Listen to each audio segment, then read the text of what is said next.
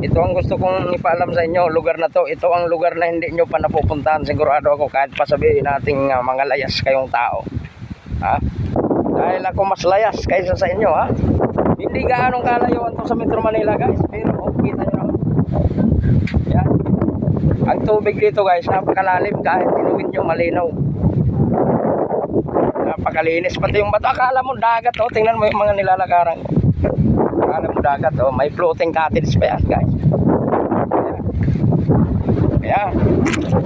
Floating cottage yan, guys, oh. Napakalinaw ng ano dito.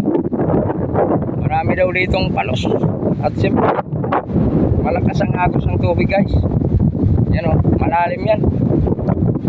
Kaya hindi pwedeng basta-basta lulusong pagka hindi marunong lumangoy.